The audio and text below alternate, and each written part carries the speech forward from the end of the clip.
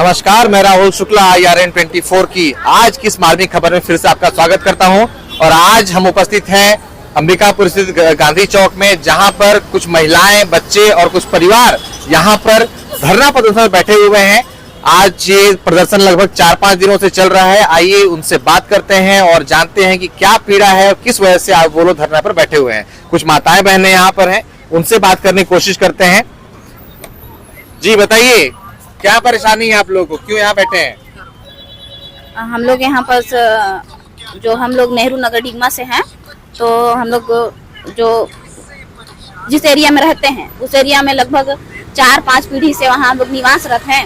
लेकिन वहाँ अभी पटवारी आरआई के द्वारा नापा जोखा गया और हम लोग पूछे कि सर क्यों नाप रहे हैं, क्यों क्या कर रहे हैं, तो लोग बोले कि हम लोग तहसीलदार को जानकारी दे रहे हैं कि यहाँ पास क्या क्या है उसका जानकारी दे रहे हैं। तो हम लोग बोले कि भाई क्यों जानकारी दे रहे हैं, तो बोल रहे हैं कि नहीं यहाँ गोदाम निर्माण का भूमि यहाँ दिया गया था, तो लोग खाद्य विभाग वाले मांग रहे थे इस जमीन को, तो इसलिए हम लोग उनको जानकारी दे रहे हैं कि यहाँ पास इतना बसा हुआ है ऐसे करके। लेकिन शायद मेरे को लगता है कि बात कुछ और ही है, क्योंकि और लोगों से बात करने से, आसपास के लोगों से बात करने से पता चलता है, गोदाम में काम करने वाले लोगों, कर्मचारियों के द्वारा पता चलता है कि यहाँ गोदाम निर्माण होगा, इस चलते यहाँ को खाली कराएंगे, इसलिए आप लोग साइड व्यवस्था बनाइए। तो भाई हम लोग जब से मैं वहाँ गई हूँ तब से जान रही हूँ कि कुछ दिन होता है खाली करो, फिर कुछ दिन शांत हो जाता है, फिर खाली करो, फिर कुछ दिन शांत हो जाता है। तो इस बार लग रहा है कि पक्का ही बनेगा वहाँ गोदाम, और हम लोग के ऊपर दबाव डाला जा रहा है कि वहाँ को खाली करो ऐसे करके। तो आप लोग अभी जहाँ निवासरत है डिगमा क्षेत्र में, वहाँ से आप लोग को हटाने की प्रक्रिया चल रही है।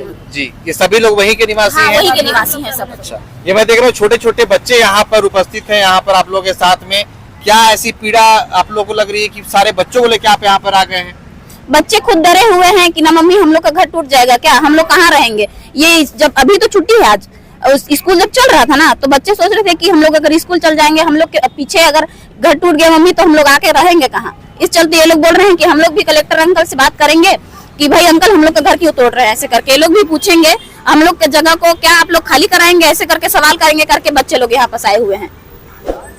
और भी कुछ महिलाएं हैं, उनसे बात करते हैं। अभी लगभग 5 दिन शायद आप लोग को हो गए हैं यहाँ पर बैठते हुए। कोई कलेक्टर की तरफ से या जिला प्रशासन की तरफ से कोई आया आपकी बात सुनने, कोई आपकी बात यहाँ पे जानने के लिए?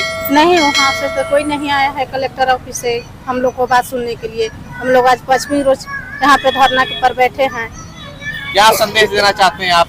हम यही संदेश देना चाहते हैं कलेक्टर जी को कि हम लोग यही 5वीं दिन आज धरना पर बैठे हुए हैं महिला लोग, और उनकी कान तक आवाज नहीं जा रही है। तो हम लोग जैसे चूड़ी पहन के यहाँ बैठे हुए हैं, वो अपने ऑफिस में चूड़ी पहन के बैठे तो अति सुंदर रहेगा, क्योंकि हम लोग का बात का उनका सुनवाई नहीं है। तो हम लोग क्या करेंगे, घर टूट जाएगा तो रोड में ही न बैठना है।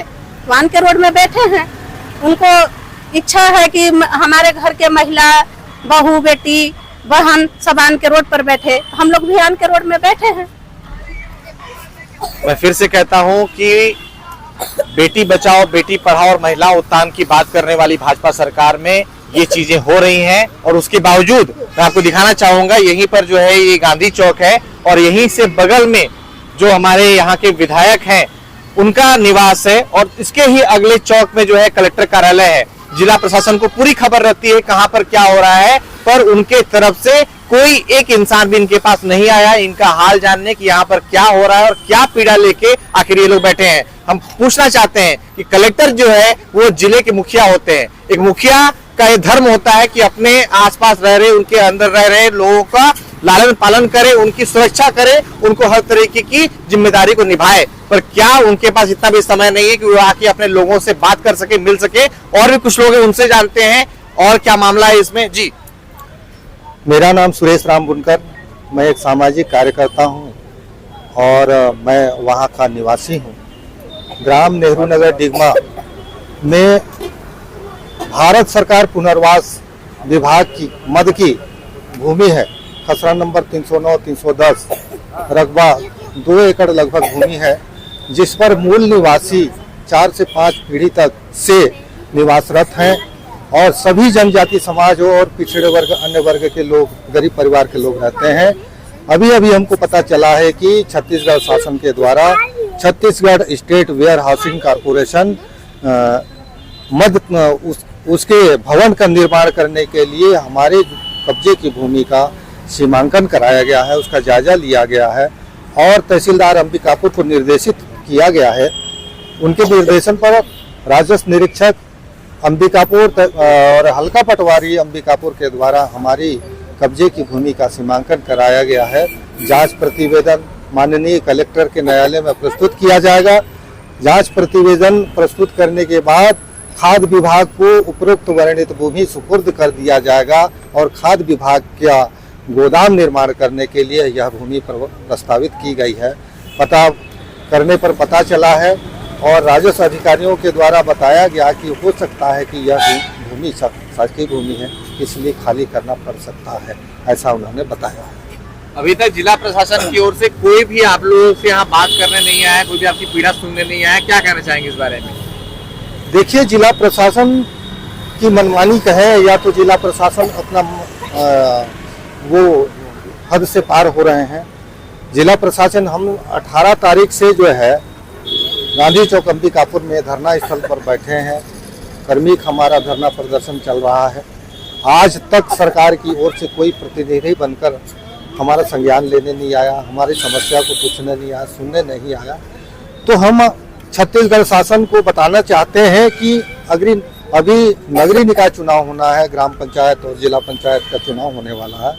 यदि भारत सरकार पुनर्वास मद की भूमि को राजस्व भूमि में घोषित कर कब्जाधारियों को छोटे छोटे टुकड़े में उनका कब्जा के अनुसार उसका जांच कराकर पट्टा नहीं दिया गया तो हम इस चुनाव का बहिष्कार करेंगे और आने वाले चुनाव में सरकार और उसके नेता मंत्री और उनके चंगू मंगू जो आते हैं सबको सबक सिखाने का काम करेंगे। एक सवाल और पूछना चाहता हूँ मैं आपसे,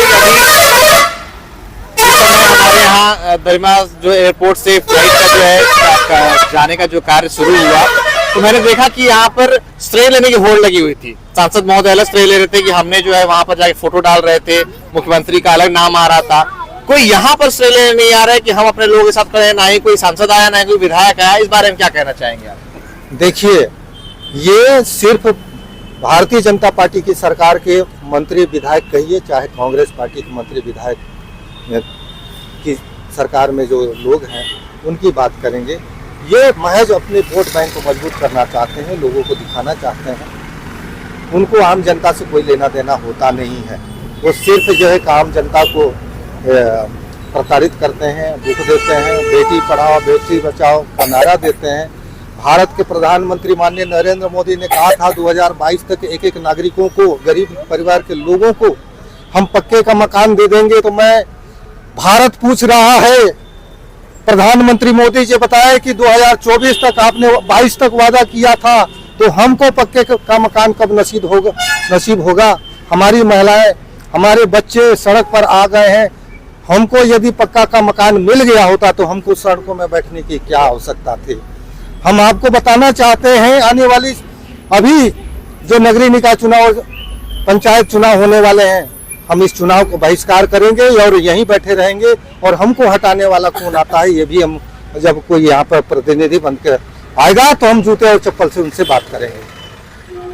तो जैसा कि आपने देखा, लोगों में आक्रोश है और आक्रोश हो भी क्यों ना, क्योंकि एक इंसान बड़ी मुश्किल से तिनका तिनका जोड़ के अपना घर बनाता है और जब बात उस घर के टूटने की आ जाए, जब बात उन मासूमों के रोड पे आने की आ जाए, तब तो फिर वो आदमी किस हद तक जा सकता है यहाँ पर हम भली बात ही जान सकते हैं। फिलहाल अभी जिला प्रशासन की ओर से किसी न किसी को आके इस पूरे लोगों की पीड़ा को समझना चाहिए, सुनना चाहिए और जो भी यथा मदद हो सकती है, जो भी उसका उपाय निकल सकता है, उस उपाय के तहत इनका जो है लाभ उनको मिलना चाहिए। फिलहाल ऐसी खबरों में बने रहिए और अगर आपको भी लगता है कि ये खबरें महत्वपूर्ण हैं और लोगों तक पहुंचनी चाहिए और सिर्फ जिला प्रशासन नहीं, प्रदेश की जो सरकार है उस तक भी ये मामला जाना चाहिए, इन खबरों को शेयर कीजिए और हमारी खबरों में बने रहिए। इंडियन रिपब्लिक न्यूज, गणतंत्र भारत की स्वतंत्र आवाज।